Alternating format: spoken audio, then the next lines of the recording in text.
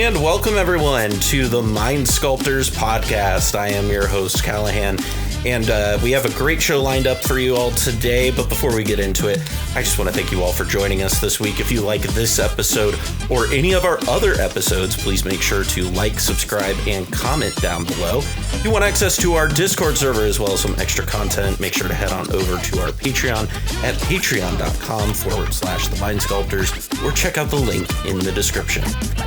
Today I've got a really special guest, somebody I've been a fan of for a while, somebody who I think is one of the funniest guys in the Magic community, and really excited to have him on, is Vince, also known as Pleasant Kenobi on the internet, as you say. How's it going today? Hello, it's going well, apart from the disgustingly sticky heat in England. But hello, I'm Vince. I make videos about Magic the Gathering and of all types, whether it be Commander or whether it be Legacy and Modern. And this week, historic, a lot of historic. So yeah, I make a lot of Magic content. Hello, everybody. For those of you who are listening, we're recording this on July 27th. And yesterday we got that huge historic dump that, hey, we're bringing Hearthstone to Magic, I guess. And so that kind of has dominated a lot of the Magic discourse this week. But we're not going to be talking about that today. We're going to be talking about, of course, EDH. And one of the things I've talked to Vince about this before, but you've also wrote an semi-article about it, is about kind of the way we treat EDH apart from like other formats is, I don't know if unhealthy is the right term, but it's weird. And it's not always the best. Does that make sense? Is that like a good summary? Yeah, because Commander has a really weird place in Magic because it's not quite like all the other... And I mean, I literally mean all the other formats. Like every format in Magic is this 1v1 scenario, this competition, this battle of wits, this two wizards going at it, and there is an aim to have one person come out on top. But because EDH is the only enduring and the only resonating multiplayer format, there have been others, but no one really cares that much about them. Or they get folded into Commander, right? Plane Chase really exists as a variant of Commander now. Commander is like this place that people hang out with their friends, and it's become, dare I say the word, because it's kind of a dirty word and a difficult one, a loaded one, but the casual space within Magic. Mm-hmm. And then that's kind of informed the ongoing evolution of both Commander itself and like Magic's like relationship with Commander as its only truly casual format. So yeah, it's a weird one. It's a real weird one. It is a weird one. And it's interesting because like, so when we talk about it, one of the things people always say, right, is we want to make sure everybody has a good experience. And like, I'm trying to think of the way that they put it all the time. Is it's like, you know, you always want your opponent to be able to do their things, but it's like, it almost feels to me, and maybe I'm being too negative right off the bat, so I apologize. But it almost feels to me like everybody wants to sit down and goldfish at the same time, if that makes sense.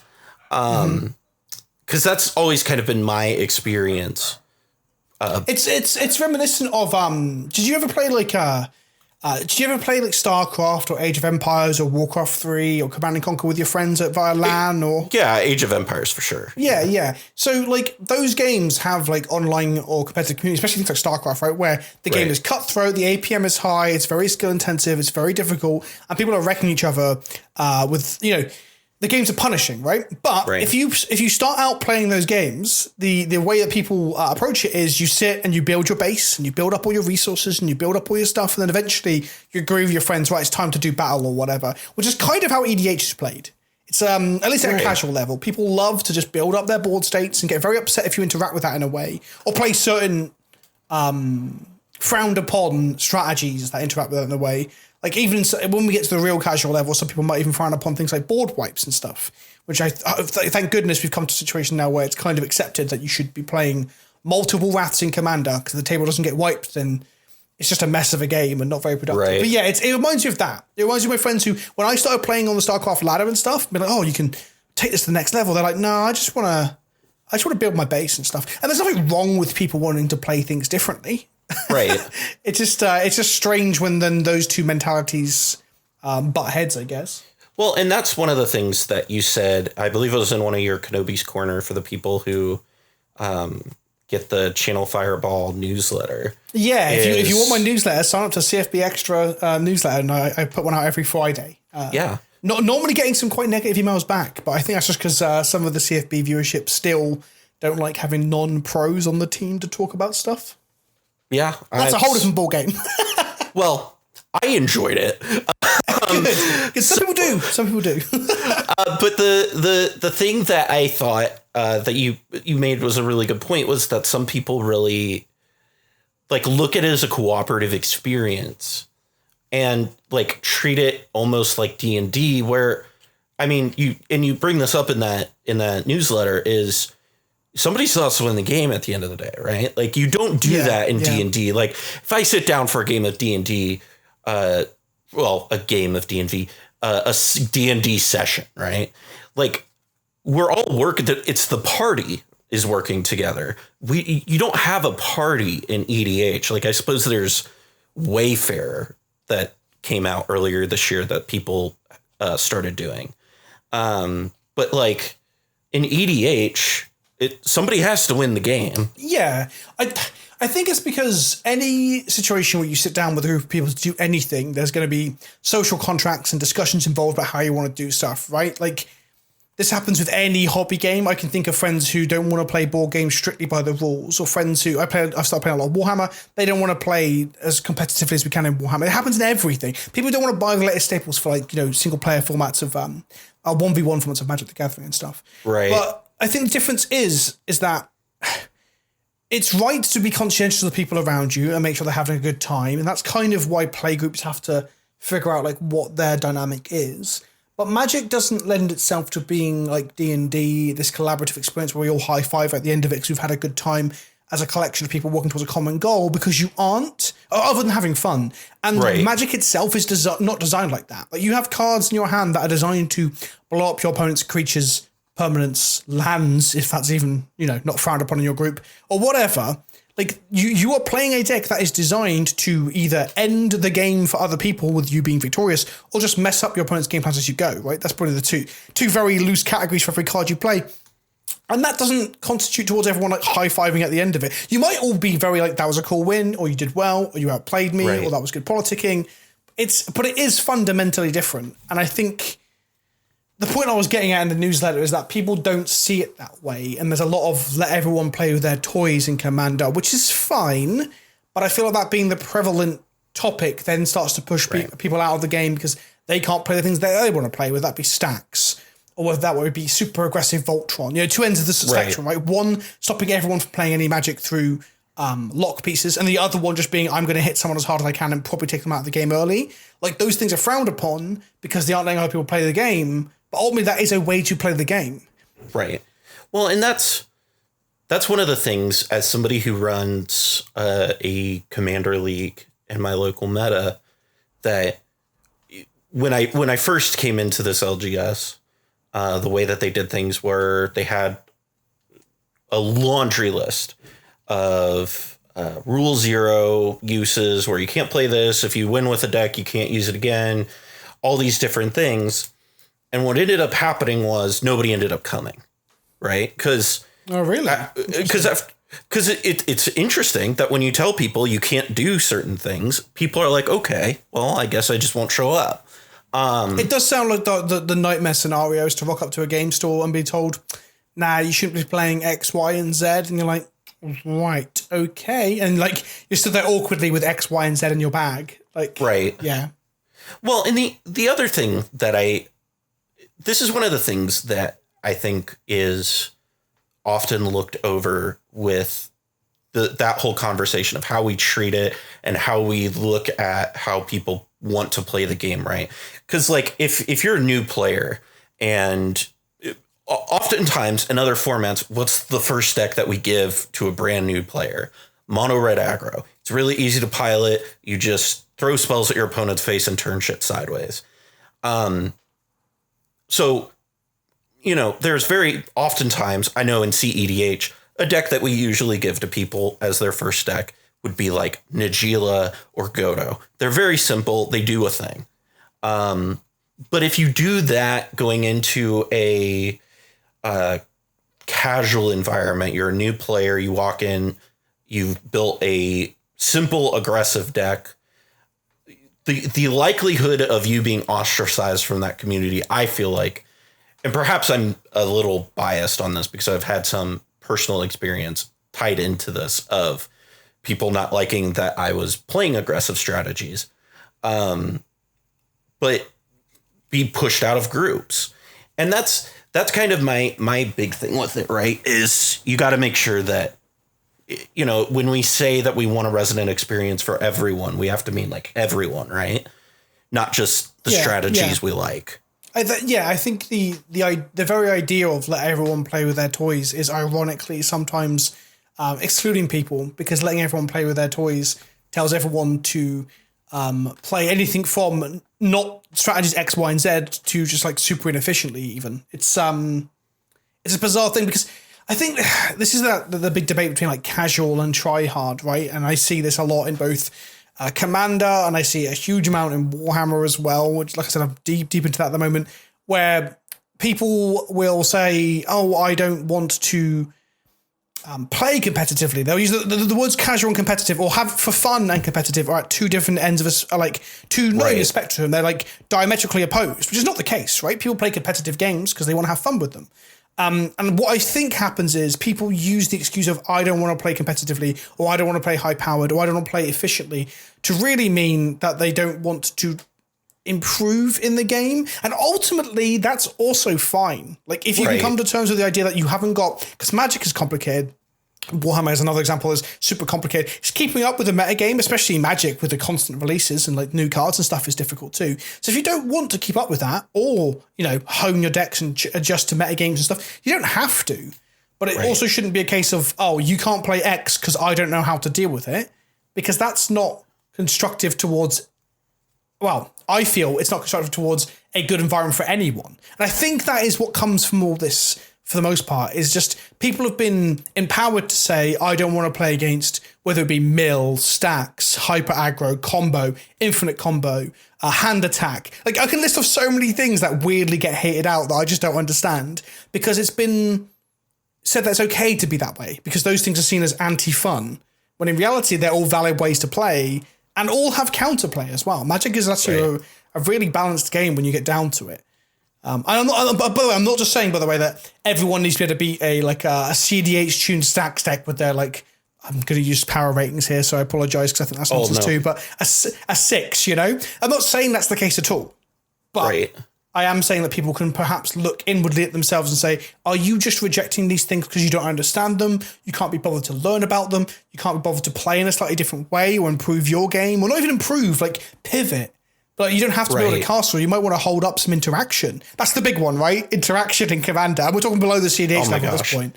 We're talking like play some interaction as the first point of contention. Oh no, trust me, in CEDH right now, we're experiencing, and this is all because of Dockside and Ad Nauseam, where the entire meta has been warped around like those two cards, so they only play things that protect themselves. Like people aren't playing swords to plowshares, and so like people within our group here at the Mind Sculptors, we sit there and we are like, what do you just play like a removal spell, like right? Well, people aren't playing plowshares. There are some people that are not playing plowshares. Is that because it doesn't interact favorably with the cards you just mentioned? Because once they're there, they've done their job, right? Like it seems like it'd be good against Hull Breacher and things like that, but obviously that's not a problem now. Right. I don't understand it totally. I think most of the reasoning is because decks right now are tuned to be so much more proactive than interactive. Sure. And I think that's probably why, because I guess we're kind Oracle might have done this too, right? Because Thassa's Oracle doesn't really care whether you've got a plowshares or not either.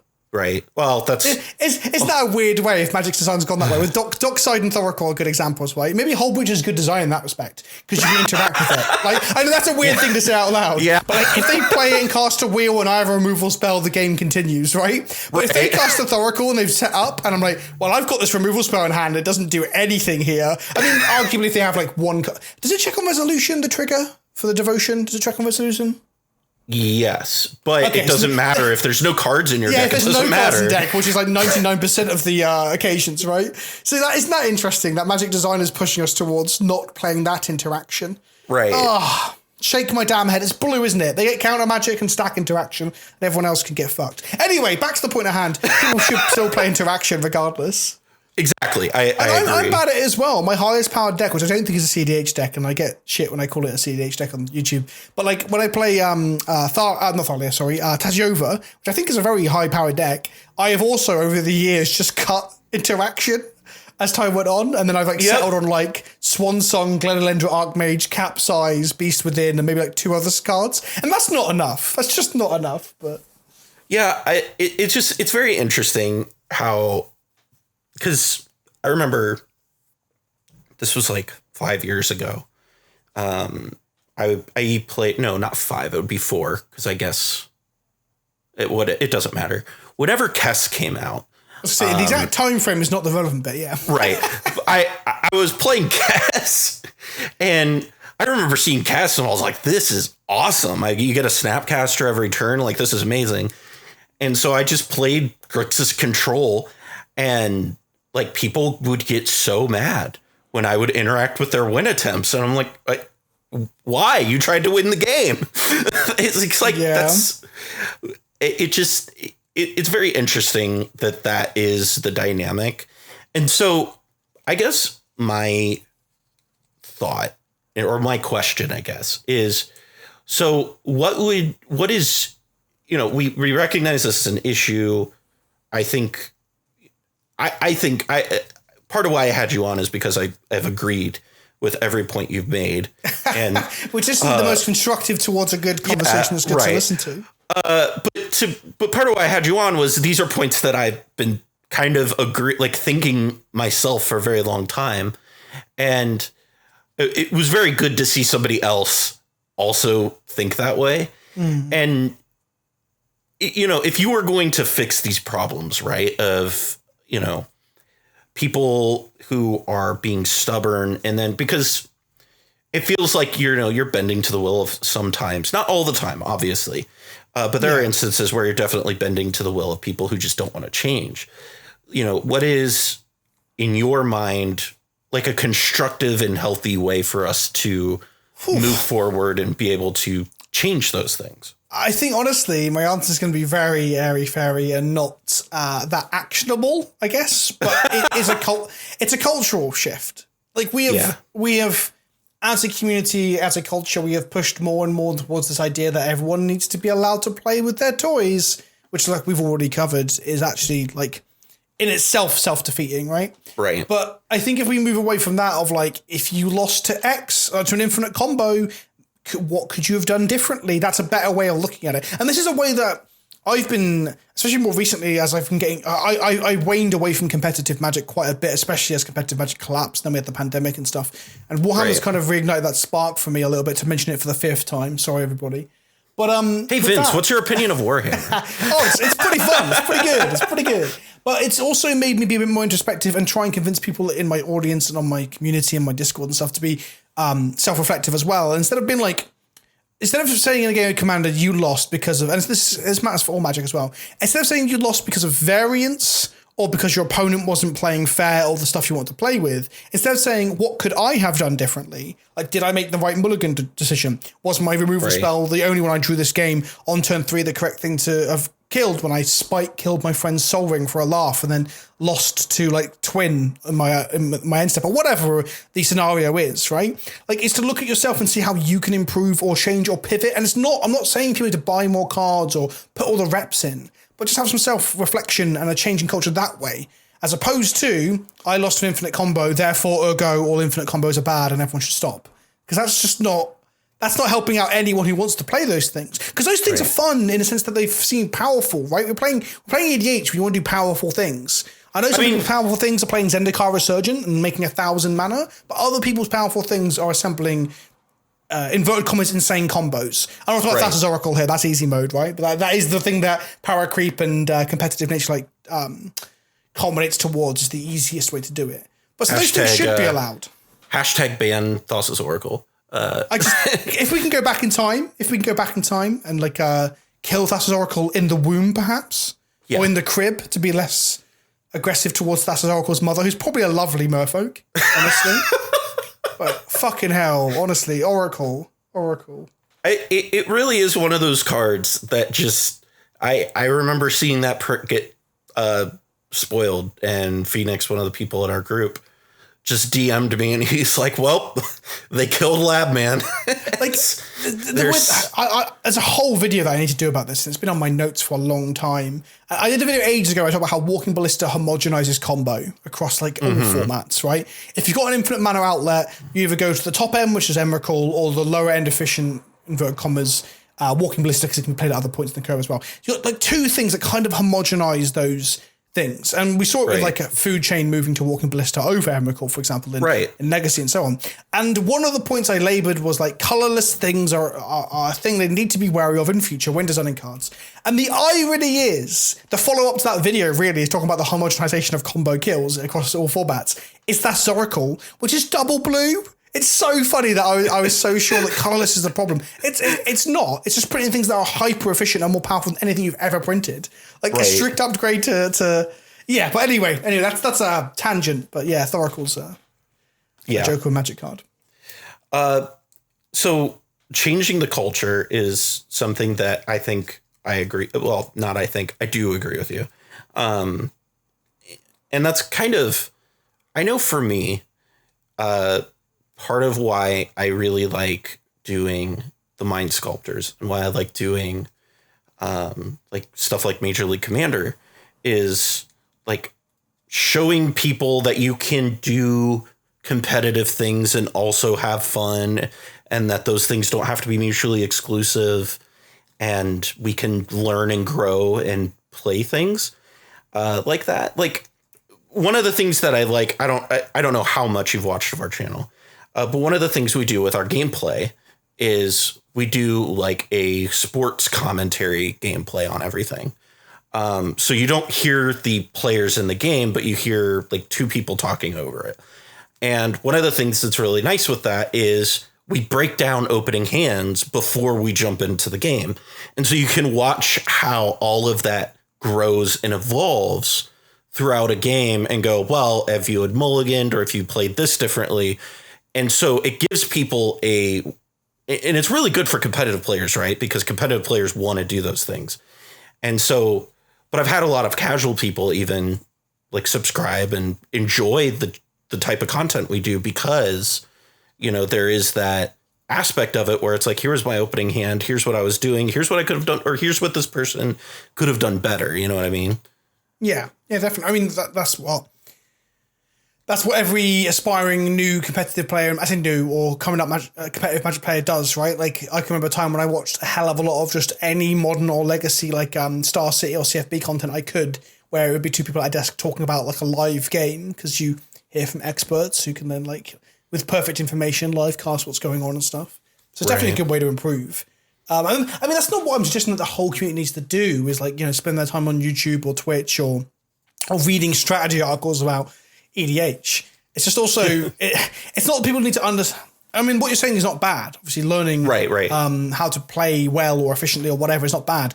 But just the idea that people will ostracize others or other deck choices instead of saying, well, I could probably beat that if I just play a piece of counter magic. Or maybe I play the other one when we get down to real casual levels is graveyard interaction. That's a thing I think people don't play enough of as well because graveyard is probably the most broken zone in Magic, right?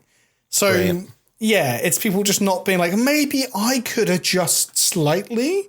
Like I've tried to tell people I'm not telling others to get good.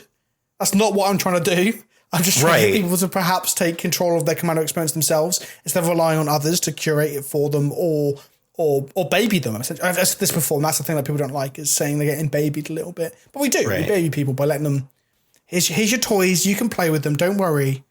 Like the other kids won't score the football goal against you or whatever. Like you're at school. Like, can you imagine any other game? Can you imagine it? It's just crazy.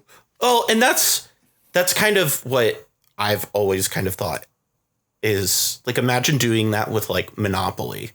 Like, okay, well, you're not allowed to do this. Even though we don't play Monopoly, right? Like most people don't play that game correctly.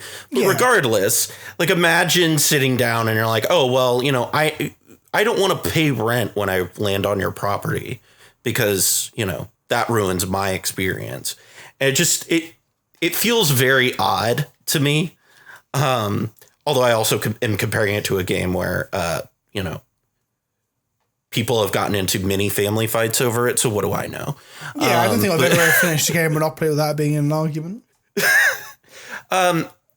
So, you know, I know you've got a lot going on and it's late over there, but, you know, as we kind of look at more of these things deeper down the road, you know, you say it's a cultural shift.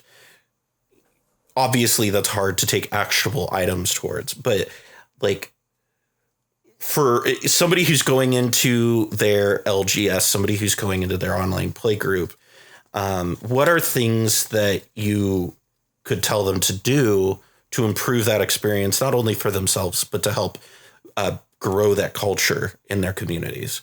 I think it actually probably comes into personal mediation as well. Like I don't rock up to my game store, my local game store, the Gaming Den in Basingstoke. Shout out to them. When I started playing a little bit of Commander there just before the pandemic, and I've been playing like wargaming there during the breaks in the lockdown here in England as well. It's quite a casual environment. So I tried my hardest not just to rock up and like stomp everyone with like combos and stuff where I could. So there is that element of personal mediation as well. Right. And if you want to grow an atmosphere at a game store or in a new play group of where it's okay to play these things that supposedly are frowned upon because they're not fun or whatever, then it might be a case of easing people into it and also helping them to understand things as well. If you just rock up and just like, you know, public stomp people over and over, that's not how you do it. And I'm saying this, and that sounds like an obvious statement, a real obvious statement, but honestly, we all know Magic players that will see a group that aren't as well-versed in the game as they are, pull out the best deck and stomp on them. Because I just know so many Magic players like that, because Magic players, yeah, we can be a suspect lot sometimes. So it's a bit of that, self-mediation as well, and like you can help. It's like the positive side of the arms race, right? Like people always talk about having an arms race when you first start playing a game with your friends and stuff. And you can incite that a little bit in a positive way with your local game store or group by showing them new things. Like this is a bit of a weird tangent, but it kind of fits. There was a kid playing his Sliver deck. Two people that I just met. I just walked in with my friend. This is before the pandemic. I said, oh, fancy game of Commander. And they looked a bit sheepish and weird about it, but they're like, okay. And they sat talking to each other, so we assumed they knew each other. Turned out later on, they had just met as well, and everyone was just uncomfortable. So they weren't sheepish about the Commander. So we sit down, we play, and they both get out slivers. One is like the first sliver, and one is Sliver Queen. And immediately, as a like relatively well-versed Magic player, I thought, oh god, we're just going to get absolutely destroyed here because sliver decks, especially at lower power levels, are a pain, right? Right. So I get out like Perforos, which isn't the most tuned thing in the world. And we start playing. It turns out they're actually both still really casual and they're just coming out for their first Commander night. But that kid who was like 10, I cast Blood Moon in that game, okay? People will frown upon this, right? But I cast Blood Moon. And one of the Slivers players got locked out completely. And I said to him, look, if you're playing a 5-color mana base, there's going to be cards that are going to punish you a little bit. And then the kid had like 2 forests in play and a Mana Weft Sliver, so he was okay, the younger one. And then he asked me, like, oh, you've got... No, one player had a basic island, I think it was, that I was keeping them out from under the moon. And he said, so all these are mountains. Like, yeah, they're mountains. So, but if I use this and he flashes Vindicate Sliver, whatever it's called, I mean, he goes, if I use this to block that island, he now not only has mountains, right? And it's like a 10-year-old kid. And I'm like, yeah, that's bingo. And he just does it. And my other friend that was with me, who came with me, he got blue out now and had no blue mana. And I was like, that kid just had like a level up experience playing into Blood Moon. And he was like laughing and cackling and it was funny. And he had learned... and had a real good experience playing it's a card that apparently we shouldn't play in Commander because it's just so evil. But I'm hoping that kid walked away from that thinking, you know what? I've learned about like mana denial and resource denial and stuff today. Right. Things that apparently are evil. But that's a very long-winded story, but I'm very fond of it because that was a very I love that story. And I think that's like a good example too of like, because even in the casual like side of it, that doesn't mean that you can't know how to use the game and the game's interactions to your advantage, right? Like that's not a thing that is exclusive. If we want to use the D&D, comparison, I mean, there are times where I usually like the last time I played as a warlock and I broke the campaign that I was playing because I had, God, I don't even remember what the ability was, but it was something that my DM just didn't have the resources for, or it was, I had Eyes of the Runekeeper, right? And so he made this item, and maybe this is a bad example. This seems like a good example in my head, so you feel free to tell me this is stupid. We'll see shortly. But I had Eyes of the Runekeeper, and so I can read whatever language, whatever, because it was one of my packed invocations or something like that. Right. And he was like, well, we have this jar, and it's this ancient language, and you don't know what it says. And I go, actually, I can read that. And he just goes, oh. And so he had to come up with something on the fly in order to like deal with that. And so I don't know. I guess to me, what I'm trying to get at, excuse me for being weird and using an odd example. But what I'm trying to get at is I think that's a really good example of how can you grow and use the rules to your advantage and still have fun and still it doesn't all have to be cutthroat. The D&D thing that you just pointed out, though, is kind of an example of how Magic isn't in many ways, because there you said you broke the game, but you broke the campaign. We had this in 4th Ed where we like stun locked with all these layering all these stuns, like the end boss of one of the main campaigns in 4th Ed was Orcus, and we just stun locked him for like the entire combat. And our DM had to like just start giving Orcus abilities he shouldn't have had just to make it not nonsense, right? But there's two things there. One, when you're playing D&D, the group are like, yeah, we've broken it. And sometimes the DM's like, cool, you've broken it. And you all feel a sense of achievement, right? The problem with Magic is when you break the other person might feel cheated. Like when you Thoracle off of, not Tainted Pact, what is it? When you dig through your whole library. Tainted Pact? Demonic Consultation and Tainted Demonic Consultation, that's the one, not Tainted Pact. Yeah, either one, yeah. When you do that, and someone sees it the first time, they're like, oh dear, and they feel bad about it. So there's a collaborative element, again, making Magic just fundamentally not feel the same. And then second to that, having a DM who might either on the fly improve the situation by giving an end boss more abilities, just pumping up their HP to make things more dramatic, in your case having to find a workaround for this puzzle element to the story's narrative. That doesn't really happen in Magic either. Other than I guess the closer you get to it is someone, not king making, but let's say you're about to die and they're like, don't worry, I got you. And they like remove the threat or whatever with their spell and they, a political deal sort of thing. There isn't really a mediator making sure the other 4 people are having fun. So again, fundamentally, Magic can't perform in that space because the moment someone breaks it, and Magic gets broken all the time, like all the time. That's part of the fun of Magic as well. The powerful combos you talked about earlier, right? Those breakages cause feel bads for the other people. And that is a problem. But again, I think people should be, it's not just like, oh, that's broken. That might be the problem as well. Instead, I'm saying to people, like, think about what you could have done differently. But if you see something that's just fundamentally broken, like, when you play a 1v1 game against Ragavan right now or Oko in recent time, you're like, well, I could do something differently, but these things shouldn't really exist in their current guise, right? There is a bit of that, but that might come more down to how the game is designed. Right. But on that note as well, though, I'm talking about how that Blood Moon provided a positive interaction with that kid. I also understand that, like, if the kid had reacted badly and the other guy reacted badly, I wouldn't play Blood Moon again against them until perhaps this is the thing, right? It's trying to promote a conversation where they might feel more comfortable about it in future. Like, they might have ways to deal with it. Blood Moon might be a bad example because sometimes your mana base just falls to Blood Moon. There's not a lot you can do about it. Cause, you're playing 2 basics and you didn't fetch them or whatever, right? And someone blindsides you with it. But there is self-mediation as well. And even when I cast that Blood Moon in that game, I was thinking, if someone had screenshot this and put it on Twitter, like people, or took a picture of the board state, people would think I was a monster. But it ended up being a good situation anyway. So yeah, feel bads. I think feel bads can get circumvented in D&D, and the group collectively, if they're bringing the game together, it's not a feel bad. But in Magic, it can make newer players or more casual players or less experienced players feel really out of the loop and helpless and not enjoying themselves. So I guess it's the thing we have to consider as well, I guess. Yeah, and that's the thing that's tough with it, because you do, like you said at the top of the show, is you do want to be considerate of other people, but not to the point where you warp everything around those considerations. You know what I mean? Yeah. Like there needs to be a healthy balance. And I think the point of all of this is it doesn't appear that there is a healthy balance. At least that's kind of where I'm at with it. Context is key. So, like, the way you build your decks or the way you play your decks in a certain context is obviously key. Like, you'll know if players are new and they're just not going to understand the stack well enough to interact with a certain thing or whatever. The context is obviously key. But I feel like if we step away from, like, the micro to the macro context of the entire community of the game and Commander going forward, is that we're then telling those players, instead of learning the game and getting better at the game, they're allowed to just shrug things off. That's not really constructive or fair to people who want to play these things as well. So yeah, I think you're right. It's a case of like understanding. You can understand your metagame in a local level and like, you know, and right. Create that escalation perhaps and help other people learn and come up with you. But ultimately, as a community, we need to encourage people to take that journey and not just switch off and be like, no, you've seen the screenshot of the MTGO room, right? Where there's still a person on there to this day who plays like 1v1 Commander and they have no hand attack, no counter spells, no removal. Have you seen that? They have that written in the description. Yeah. You're like, okay, I guess.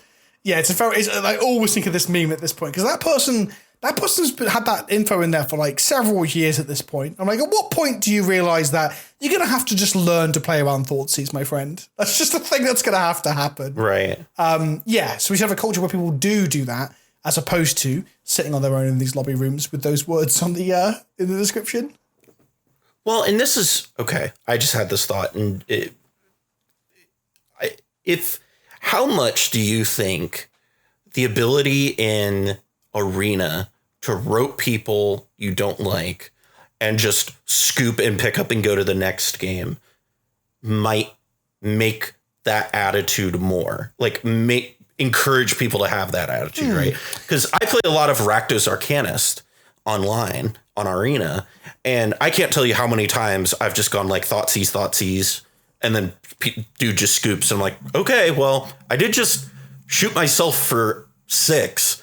So like, yeah, I am pretty low on health, guys. I'm always an advocate of like, let's just shuffle up and go again. I say this phrase a lot, shuffle up and go again, because like, you know, Infinite Combo goes on turn 4, sure, whatever. Let's shuffle up and go again, get another game. And the more games of Commander I can play in a night, that's a weird thing to say after a pandemic where I haven't really played much physically with other people for 18 months. But you know what I mean? The more games you play, the better. However, there is a very real talking point here of in Arena, it's instantaneous. On Modo, it's instantaneous. But in paper, you know, you've got to shuffle up again. You've got to deal opening hands. There is a time element to it of people might feel that they're being cheated in that way. Does Arena make that better or worse? I'm unsure. I've seen a lot of Magic Facebook groups for against my better judgment and not good for my mental health. But I was going to say, what are you doing Facebook MTG? That's terrible. Yeah. I share videos in there a little bit, and I think it helps to. I like to see all the social media and what people are saying and stuff. I feel like it helps me. I don't know. Have a finger on the zeitgeist to sound like a complete marketing twat. But what I do see is people like saying things like, what was one of my favorites the other day? Oh, we should be able to block people. So if we play against someone who's playing a deck we don't like, we can block them so you don't have to play against them again. And there's a lot of that like mentality going around. That sounds like the Arena version of what we're talking about in Commander, where you're just like, oh, I want to cultivate my experience in such a fundamentally almost abrasive way where it's like, fuck all of y'all who were playing what I don't want to play. And maybe ultimately we're in the wrong here and people should, time is finite and life is short. So maybe people should only play against the decks they enjoy. I mean, but I do think but again, if we change people's attitudes collectively as a group, if we all say, oh, I might kind of hate Mill, but why is that? And unpack it and understand that really it's not actually as bad as you think it is at first. You know, it's one of those new player traps to think that Mill is bad, right? Or unbeatable or whatever. Then we start to unpack and maybe we wouldn't have these attitudes where we're like, oh, I don't want to play against X or Y or Z. So yeah, I get that life is too short to play against crap. And there are decks that I don't like playing against. I hate commentating whilst playing against blue-white control-based variants in like Legacy and Modern and stuff. But that's because it's exhausting during the commentary process. You know, just talk through every choice of a 25-turn game or whatever. Oh, that got countered. That didn't resolve. Yeah. Okay. Yeah. And then like chats like, what do you think you should have done this in like last turn or the turn before? I'm like, probably, but we're 24 turns in and I'm still, yeah. So there are things that I don't like in Magic either. And getting 3 times Thoughtseize when you start a game, that's pretty rough. Rolling to 5, that's pretty rough. But I mean, surely we can get over those things to maybe to improve as players and people, but maybe that's a bit too airy-fairy as well. I'm giving you no actionable things here. There's nothing I've given you that we can actually go out there and do. Outside of just being, I get it. Be better at the game and at accepting other people's decks. That's my advice. That is the takeaway. Well, I really appreciate your time, Vince. I know you've got a lot going on. I mean, hell, you've put out a video a day for the last 2 days, and about stuff that came out that day. I don't know how in the world you have any time. I think it's been 4 videos across 2 days, but let's not go into it too much. Yeah. Well, it's before we go to sit down to do this interview or this podcast, you had just released a video about Historic, and I'm like, I just watched a video of yours you did about Historic. I was like, am I rewatching a video? I was like, no, this is a different video. I was like, how in the world did you have time to do this? So you were busy, dude. It's the day job, you know? Yeah. Well, thank you. Like I said, thank you so much for coming on. And you are always welcome to come on here and just yell about, different stuff and go on tangents. How Armageddon is a perfectly reasonable Magic card and people should not be upset about Blood Moon. Of course, I'll take you up on that offer again in the future. Oh, for sure. We can talk about Armageddon. I love that card. Cataclysm's actually slightly above Armageddon in terms of let's blow up the world effects. I'd love a good Cataclysm. But yeah, Cataclysm's pretty... Yeah, I'll give you that one. But with that being said, that about wraps things up for us here today. Vince, for the people who don't know who you are, where can they find you online? Yes, they should check me out on youtube.com/Pleasant Kenobi and twitch.tv/Pleasant Kenobi, where I make a lot of Magic content, a little bit of Warhammer content, a little bit of variety content. I'm also super active on Twitter, which is Pleasant Kenobi, Instagram, which is Pleasant Kenobi, and I've just recently started making TikTok videos because I'm a boomer who wants to retain his youth, I guess. So you can follow me on there, and that's also Pleasant Kenobi. Awesome. Well, thank you so much for joining us. Thanks for having me, Callahan. Yeah, absolutely. Just a quick reminder that you can follow us on Twitter at SculptyBoys, BOIS, or you can find a direct link in our link tree in the description below. I want to also give an extra shout out to all our patrons who help keep the lights on. If you too would like to become a patron, you can head on over to patreon.com/themindsculptors or check out the link in the description. Thank you again for joining us, and from all of us here at the Mind Sculptors, I'm Callahan, and we'll see you next time. Look, I'm in line with the stars, I'm in sync with the earth. 10 toes deep, flower child from the turf. I never switch sides, like even when I die, I'ma ride for the squad, let her ties in the hearse. I've been on a vibe, kinda hard to describe. I'm in between, I'm good and it's fine, but I'm tired of the grind. Then I come alive in the night to realize I'm in the middle of the time of my life. I never so packed for the stack, never lied on the rap, got a bag from the way that I write it. Queen looking Tyson, through that I survived, doing 80 to the house, then I hit her to the sky change. Haters on a tirade, talking to their grip in the face, be still, let that hate stuff fade. We all want the same, we all want a meal in the safe, I wanna live like I'm trying to reach enlightenment. Trail spill from my lips, feel big from the bib, take a sip till I pass out.